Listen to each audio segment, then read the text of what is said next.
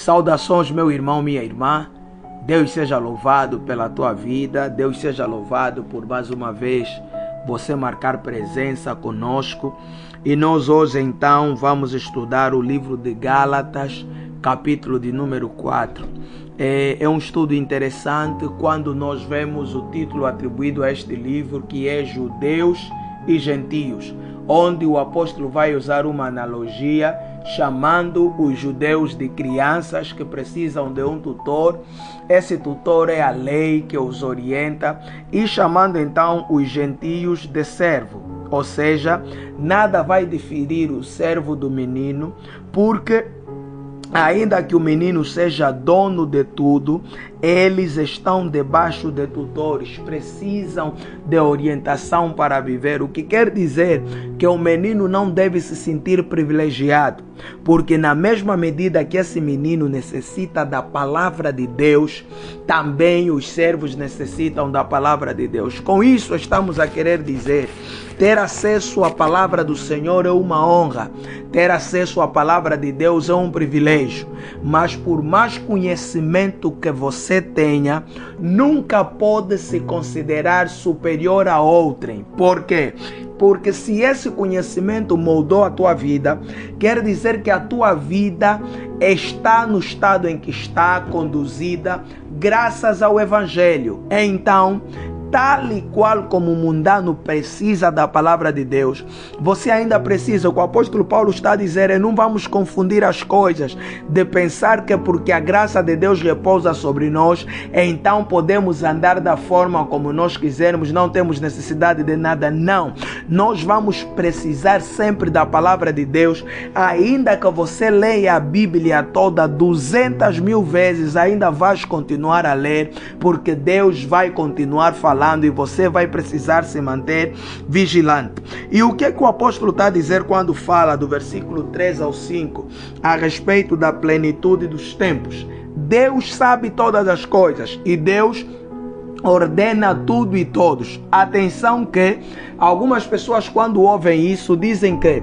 se Deus sabe todas as coisas, o que virá, o que não virá, o que vai acontecer, o que não vai acontecer, por que que Deus permite que certas coisas aconteçam? Por que que Ele não impede que aconteçam? O facto de Deus saber todas as coisas não quer dizer que é Ele quem faz acontecerem as coisas na forma como acontecem. Só quer dizer que a onipresença e a onisciência de Deus não lhe permite estar alheio àquilo que acontece e que vai acontecer. Deus sabe todas as coisas, mas ainda assim, em muitas delas o Senhor não interfere e deixa que o homem colha daquilo que tem semeado. Por isso, vindo a plenitude dos tempos, é aquele tempo em que Deus previu que a humanidade estaria no ápice da podridão e Ele teria que enviar o seu Filho. E é bem testificado isso na Bíblia quando olhamos para o espaçamento do tempo de silêncio de Deus, de Malaquias a Mateus.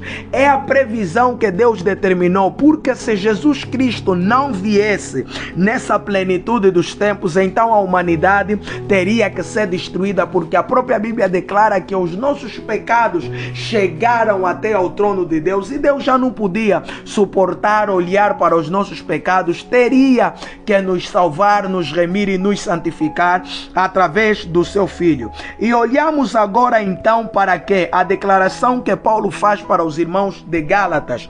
Paulo está a posicionar, olha para o versículo 7, Paulo está a dizer que os irmãos de Gálatas, sendo livres, parece que querem viver como escravos, mas eles não são escravos, eles são livres. Sobre eles repousa a graça de Deus, eles são herdeiros de Deus. E o que é ser herdeiro? Quando você é herdeiro, você sabe que você goza das virtudes do Pai. Quando você é herdeiro, você sabe que tudo que pertence ao Pai automaticamente também te pertence. Então você não precisa se preocupar com nada. Essa analogia nos leva para o livro de João capítulo 15, Lucas capítulo 15, onde olhamos, por exemplo, para o filho pródigo. O filho pródigo, se sentindo filho, pediu a sua herança e foi embora. Mas o que ficou também não era nenhum inocente, porque estando com o pai não tinha dimensão possessão daquilo que lhe pertencia. É o que está a acontecer com os irmãos em Gálatas.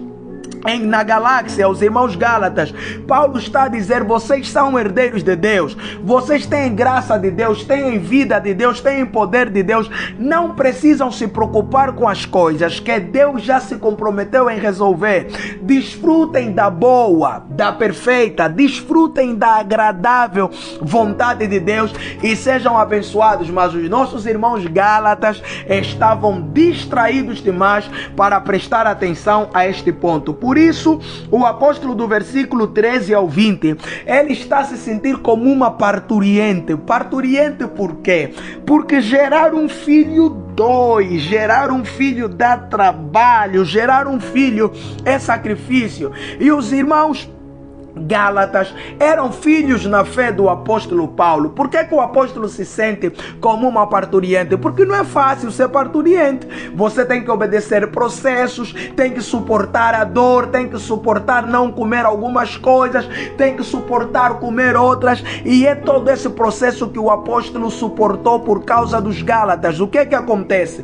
No princípio, quando os irmãos não tinham se contaminado, olhavam para o apóstolo Paulo como um verdadeiro pai, uma verdadeira figura, uma verdadeira ilustração. Mas quando os irmãos começaram a se perder no pecado, aqueles que era para eles um pai, uma figura, uma orientação, começou a se constituir num inimigo, num adversário. Começaram a olhar o apóstolo Paulo como adversário. Por quê?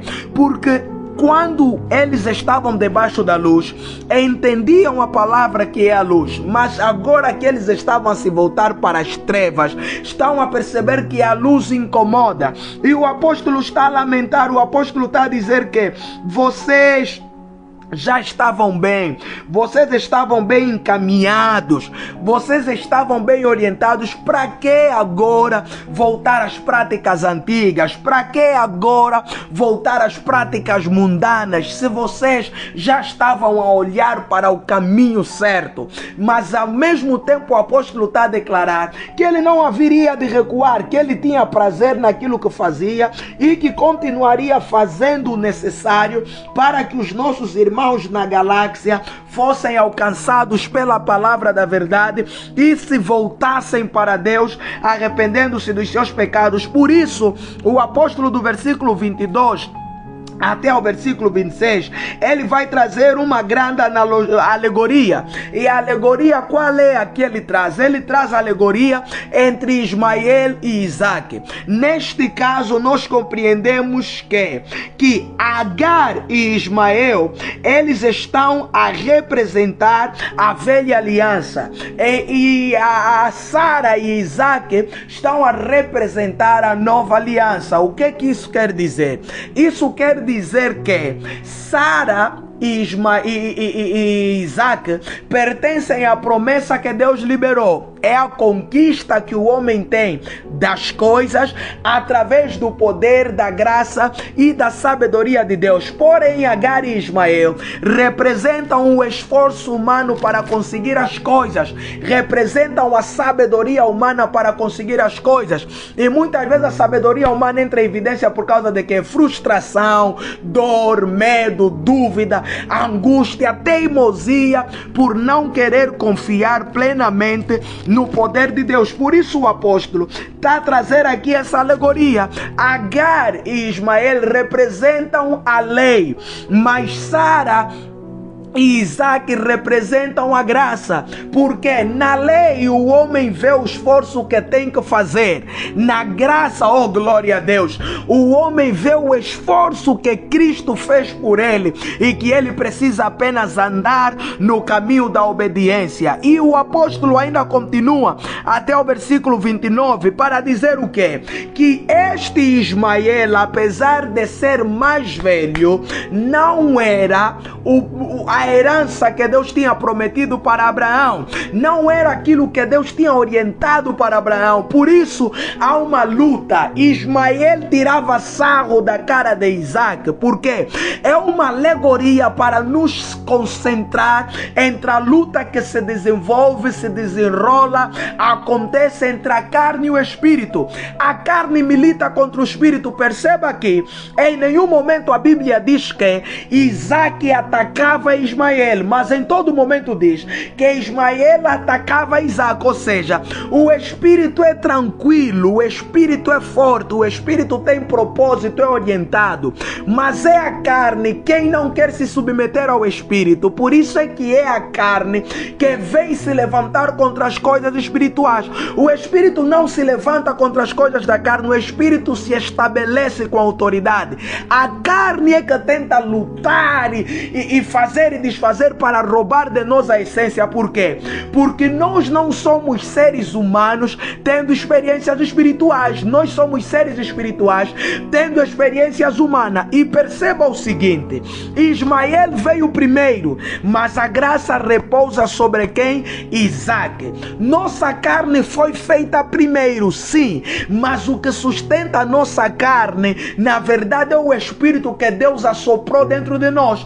Por isso é que essa carne que Deus fez não terá acesso ao reino, mas o espírito dentro de nós o terá. A carne chegou primeiro, mas é o espírito quem governa. A carne foi feita primeiro, mas só foi feita por causa do espírito. Logo, essa carne um dia terá que ser mandada embora, porque não serve para o reino. Por isso, olhando para o versículo 30, a Bíblia está a dizer o que? O apóstolo está a dizer que lança fora a escrava e o seu filho. Abraão teve que lançar fora a escrava e o seu filho. Mas agora precisamos entender: acha que foi fácil para Abraão lançar fora a escrava com quem ele se deitou e o seu filho? Não foi fácil. Abraão chorou, Abraão sofreu. Por quê?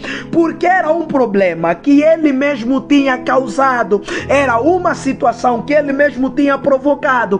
Isto quer dizer o quê? Largar o que nos faz mal não é fácil, porque nós estamos apegados, nós temos uma relação, nós temos alguma ligação. Então não é pensar que largou o pecado, largou as práticas da carne, oba, não. Tem que ter coragem, tem que ter garra, tem que estar determinado. Não será fácil, mas não é impossível. Por isso é que nós andamos segundo o Espírito. Nós não repousamos na nossa força, na nossa sabedoria ou inteligência. Nós repousamos na força, na sabedoria e na inteligência de Deus, porque acreditamos no seu poder soberano para operar em nós todas as coisas de acordo à sua boa, perfeita e agradável vontade. Por isso, meu irmão, essa luta de Ismael e Isaac vai continuar a existir dentro de você. Na verdade, essa luta só vai parar quando a escrava e o filho forem mandados embora.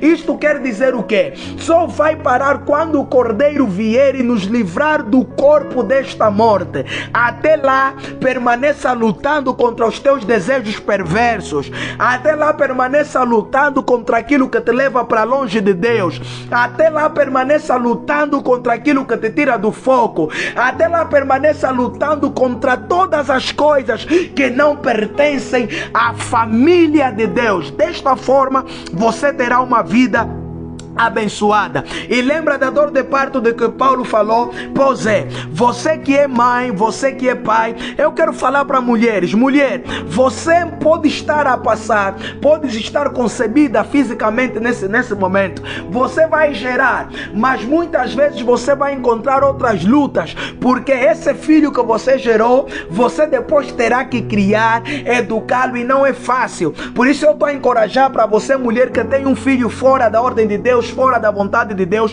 não desista, continue, porque Deus está a ver o teu esforço. Você, pai, que tem um filho fora de ordem, não desista, continue, e Deus vai te abençoar. Tem um irmão, uma irmã, um tio, uma sobrinha, não importa por quem você está a lutar para converter ao Evangelho, lembra que você faz a tua parte, que é transmitir a palavra, mas o convencer o coração é a parte do Espírito. Então não se frustre. Apenas faça como Paulo, anuncie e bata sempre na tecla da verdade, e Deus, o nosso Deus, vai se manifestar. Por isso, não se renda aos desejos de Ismael. Assuma-te como Isaac, o espiritual e não o carnal. Deus te abençoe e te guarde, em o nome do Senhor Jesus Cristo.